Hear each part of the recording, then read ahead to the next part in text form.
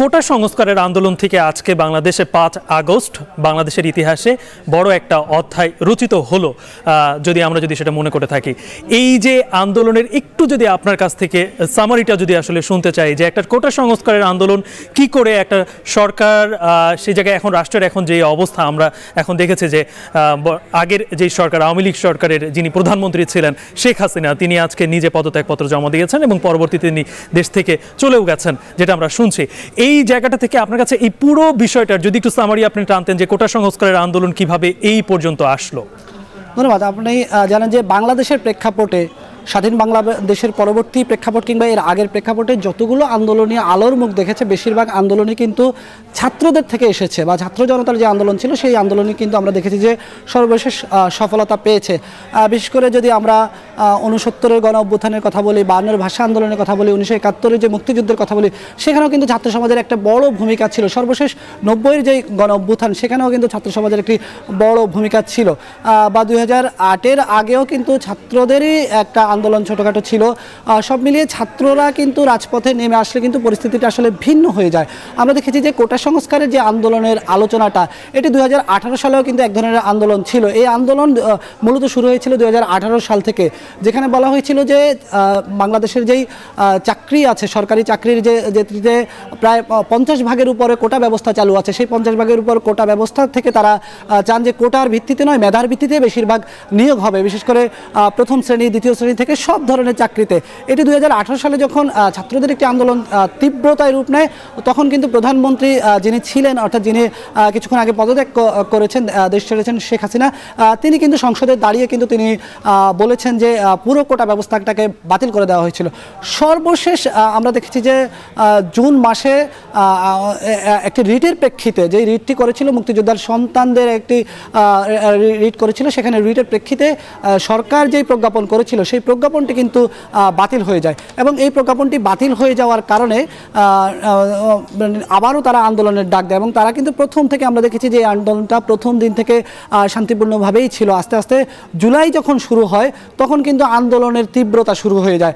বিশেষ করে 15 জুলাই, 16 জুলাই, 17 জুলাই এই দিনগুলোতে আমরা ভয়াবহ পরিস্থিতি দেখেছি। রাজধানী ঢাকার যাত্রাবাড়ি, রামপুরা, উত্তরা, মোহাম্মদপুর সহ বিভিন্ন এলাকায় আমরা দেখেছি যে আন্দোলন তীব্র আকারে রূপ নিয়েছিল। বিশেষ করে আমরা দেখেছি আইনশৃঙ্খলা বাহিনীর সঙ্গে ছাত্রদের কখনো ধাওয়াপাল্টা ধাওয়ার ঘটনা দেখেছি, নানা ধরনের উত্তেজনাকর পরিস্থিতি দেখেছি। সেই আন্দোলনটাকে সর্বশেষ যখন এটি কারফিউ জারি করা হয়, কারফিউর পরে আন্দোলনটা একদিনে আমরা দেখেছি যে আইনশৃঙ্খলা বাহিনীর নিয়ন্ত্রণের পরিবেশ একটু আসলেও আবারও কিন্তু এই ছাত্রদের সঙ্গে নানা শ্রেণী পেশার মানুষ যখন একাত্মতা ঘোষণা করেছিল, বিশেষ করে শিক্ষকরা যখন তারা মাঠে নেমেছিল, শিল্পী সমাজ মাঠে নেমেছিল, বিভিন্ন পেশাজীবীরা মাঠে নেমেছিল, সবাই যখন মাঠে নেমেছিল, তখন আন্দোলন কিন্তু এক ধরনের পূর্ণতা পাওয়া শুরু করে। এবং এই পূর্ণতা যখন পাওয়া শুরু করে, তখন এই আন্দোলনটা যখন একটু একটু করে এগোচ্ছিল, তখন তারা 9 দফা দাবি তারা দিয়েছিল, যে 9 দফার মধ্যে এই যে কোটা সংস্কার, কারণ তাদের 9 দফা দাবির আগেই কিন্তু যে কারফিউ জারি করা হয়েছিল, সেখানেই কিন্তু পরের দিন আদালত যে বসে, আদালত কিন্তু 93% কিন্তু মেধার ভিত্তিতে নিয়োগের কথা বলেছিল। আমি যেটি বলছিলাম যে কোটা সংস্কার আন্দোলনটি এই যে 9 দফা থেকে 1 দফায় আসলো, এটি কিন্তু প্রথমে এদিকে আসার হয়তো কোনো আলোচনা ছিল না। প্রথমে ছাত্র জনতা, ছাত্ররা কী চেয়েছিল? তারা চেয়েছিল তাদের যেই চাকরিতে যে মেধায় নিয়োগের যে অধিকার, তারা সেটি চেয়েছিল। কিন্তু এটি যিনি সদ্য বিদায়ী প্রধানমন্ত্রী, তার একটি মন্তব্যকে ঘিরে ঢাকা বিশ্ববিদ্যালয় হলগুলো থেকে যখন একটি শব্দ প্রতিধ্বনিত হওয়া শুরু হলো, সেখান থেকে আন্দোলনটার তীব্রতায় রূপ পেল আমরা দেখেছি। এবং যেটি বলছিলাম যে পুরো জুলাই মাসকে জুলাই হত্যাকাণ্ড হিসাবে মানুষ আখ্যা দিয়েছে, বা বিভিন্ন মহল থেকে বলা হয়েছে, এবং অনেক শিক্ষার্থী, অনেক সাধারণ মানুষ, অনেক দিনমজুর বা পথচারীরাও কিন্তু এই আন্দোলনকে কেন্দ্র করে কিন্তু তারা নিহত হয়েছেন। তাদের বিচারের দাবি যখন করা হচ্ছিল, মন্ত্রীদের পদত্যাগের দাবি যখন করা হচ্ছিল, তখনও কিন্তু আন্দোলনের সঙ্গে সরকারের সঙ্গে এক ধরনের যে বোঝাপড়া, সেই বোঝাপড়াটি তৈরি হয়নি তাদের। এবং সর্বশেষই তারা 9 দফা থেকে 1 দফা দিল, যে আন্দোলনে আমরা দেখেছি যে সর্বাত্মক অংশগ্রহণ আমরা দেখেছি, সাংস্কৃতিক কর্মকাণ্ড দেখেছি, গ্রাফিতি দেখেছি, দেয়ালে দেয়ালে মানুষের যে প্রতিবাদী ভাষা সেটি দেখেছি।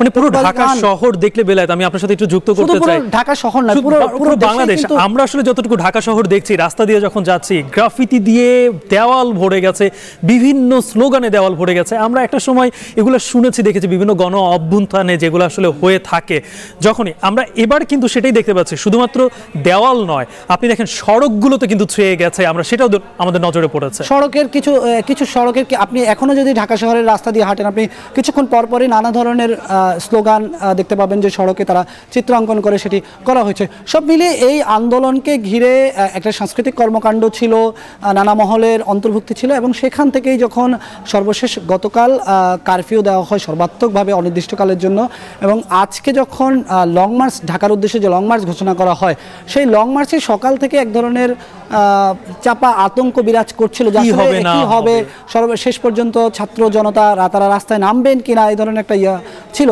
11টার আগ পর্যন্ত আমরা দেখেছিলাম যে শুনশান নীরবতা। 11টার পর থেকেই আমি কয়েকজন আন্দোলনকারীর সঙ্গে, যেহেতু সংবাদ সংগ্রহের কাজে বিভিন্ন জনের সঙ্গে খোঁজ খবর রাখতে হয়, আমিও কয়েকজন আন্দোলনকারীর সঙ্গে যোগাযোগ করে দেখেছি তারা আসলে কি করতে যাচ্ছে। তারা বলছেন তারা বিচ্ছিন্নভাবে, তারা একা একা, তারা বিভিন্নভাবে তারা ঢাকা শহরে প্রবেশ করেছেন। আপনার সাথে আমি একটু যুক্ত করতে চাই, আমি যখন 11টার পরে 12টার একটু আগেও যখন আমি বাসা থেকে বের হই, পুরো সড়ক কিন্তু ফাঁকা ছিল, একেবারে শুনশান নীরবতা, এবং আইন শৃঙ্খলা বাহিনী, সেনাবাহিনী সবার এত কঠোর নজরদারি রাস্তায় ছিল, আমার নিজেকে অনেক রাস্তা ঘুরে এই অফিসে আসতে হয়েছে। কিন্তু তারপরে প্রেক্ষাপট চেঞ্জ হতে কিন্তু খুব বেশি সময় লাগেনি। একজন আন্দোলনকারীর ফেসবুক পোস্টে আমি এটা দেখেছি যে তিনি আন্দোলনকারী থেকে তিনি একজন সাধারণ মানুষ সেজে রাস্তায় দিনমজুর শেষে রাস্তায় এসে পরিস্থিতি পর্যবেক্ষণ করেছেন। এভাবে আন্দোলনকারীরা কিন্তু রাস্তায় ছিল সকাল থেকে, নানা পরিচয়, নানাভাবে তারা নানা কৌশলে কিন্তু ছিল, ছড়িয়ে ছিটিয়ে ছিল, এবং তারা বিভিন্ন দিক থেকে শহীদ মিনারে যখন তারা জড়ো হতে থাকে, শহীদ মিনার থেকে তারা ঢাকা বিশ্ববিদ্যালয় ক্যাম্পাসে আসতে থাকে, সেখান থেকে যখন আমরা দেখেছি যে পরিবাগের যেই সড়কটি, এবং সেই সড়কটিতে আমরা সাধারণ মানুষকে দেখেছি, ছাত্র জনতাকে দেখেছি, বিভিন্ন দিক থেকে যখন আস্তে আস্তে মানুষের অভ্যুত্থান শুরু হয়েছে, মানুষের গণস্রোত শুরু হয়েছে, জনস্রোত শুরু হয়েছে, তখন আমরা সেনাবাহিনীর মধ্যে আমরা দেখেছি যে তারাও আসলে সাধারণ জনতার সঙ্গে তারা খুব বেশি যে কারফিউর সঙ্গে খুব বেশি দুর্ব্যবহার বা এই ধরনের আচরণ আমরা দেখিনি। মানুষ আস্তে আস্তে রাস্তায় নামতে শুরু করেছে, এবং সেনাপ্রধান তিনি বলেছেন দুপুর 2টায় জাতির উদ্দেশ্যে ভাষণ দেবে, সেটি পরবর্তীতে কিছু সময় পিছিয়ে নেওয়া হয়েছে, এবং তিনি জাতির উদ্দেশ্যে ভাষণ দেওয়ার মাধ্যমে যখন তিনি এই যে জানালেন যে রাষ্ট্র পরিচালনার আপাতত সেনাবাহিনী দায়িত্ব নিচ্ছেন, এবং মানুষ যাতে কোনো ধরনের ধৈর্য ধরার মানুষকে তখন মানুষের ঢল শুরু হয়েছে গণভবনের দিকে, এবং এভাবেই আন্দোলনটি সফলতা পায়। এবং আমরা দেখেছি যে ঠিক 4:30টার পরে সেনাবাহিনী প্রধান তিনি জাতির উদ্দেশ্যে বক্তব্য দিলেন, কিন্তু ঠিক তার আগ মুহূর্তেই যেই তথ্যগুলো যে প্রধানমন্ত্রী পদত্যাগ করেছেন, সাবেক প্রধানমন্ত্রী তিনি পদত্যাগ করেছেন, এবং সেই সাথে তিনি দেশ ছেড়ে চলে গেছেন, এই তথ্যগুলো কিন্তু ইন্টারনেটের বদলতে কিংবা আমরা বিভিন্ন মাধ্যমে আমরা যখন জানলাম, জনগণ যখন জানলো, তারপর থেকেই রাস্তাঘাটে মানুষজন সেইভাবে বেরিয়ে আসতে শুরু করলো। আপনি নিশ্চয়ই এই তথ্য নিশ্চয়ই জানেন যে আমরা দেখেছি যে লং মার্চ টু ঢাকা, যেটি আসলে বৈষম্য বিরোধী ছাত্র আন্দোলনের যে কর্মসূচিটা আজকে ছিল, এর জন্য গাজীপুর কিংবা এদিকে যাত্রাবাড়ি, শনির আখড়াতে আমরা দেখেছি প্রচুর পরিমাণের মানুষ কিন্তু তারা ওখানে অপেক্ষা করছিলেন।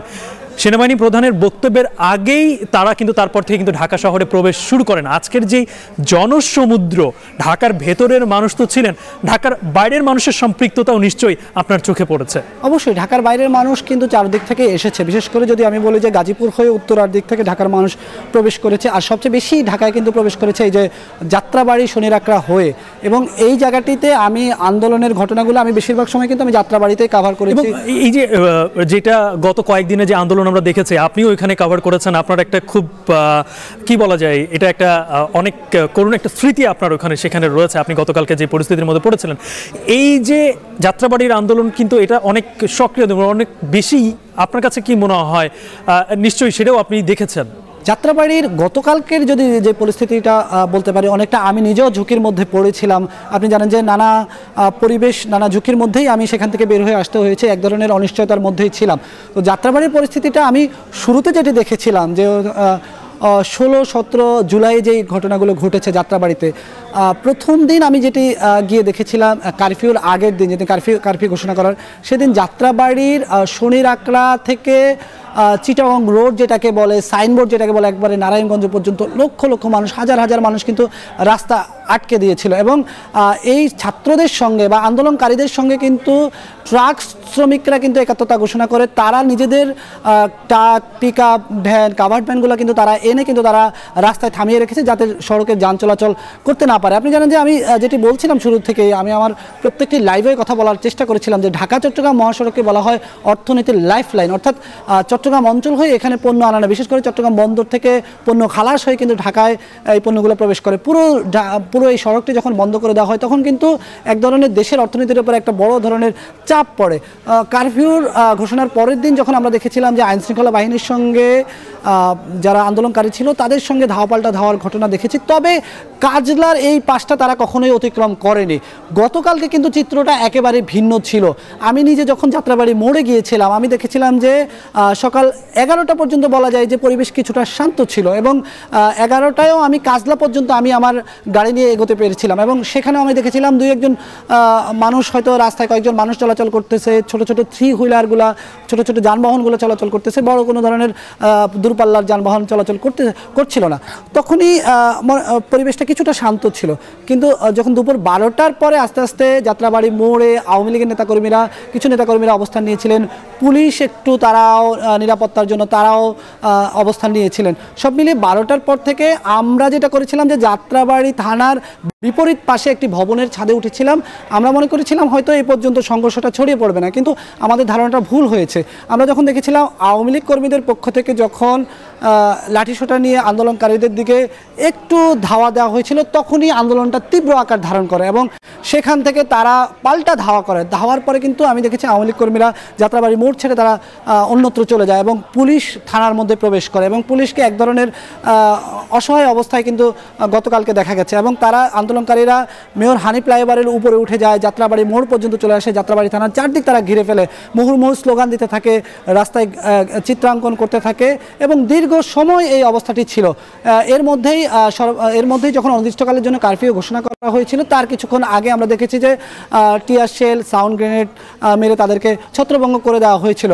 সেখান থেকে আজকের যে পরিস্থিতিটা আমরা দেখেছি যে আজকে কিন্তু সেই 12টার পরেই কিন্তু এই যাত্রাবাড়ি, শনিরাকড়া, কাজলা, মাতুয়াইল হয়ে কিন্তু জনস্রোত ঢাকায় প্রবেশ করেছে।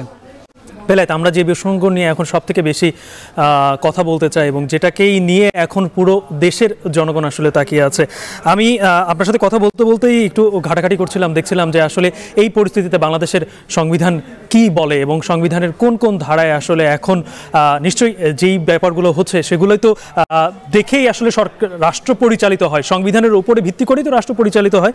সেখানে আমি প্রথমে দেখতে পাচ্ছিলাম যে প্রথম যেই বিষয়টি রয়েছে যে জরুরি ভিত্তিতে নিজে পদত্যাগ করে রাষ্ট্রপতির কাছে ক্ষমতা হস্তান্তর করার যে ব্যাপারটি আমরা দেখতে পাই যে 57(1) অনুচ্ছেদ অনুযায়ী প্রধানমন্ত্রী পদত্যাগ করবেন রাষ্ট্রপতির কাছে এবং সেটি তিনি আসলে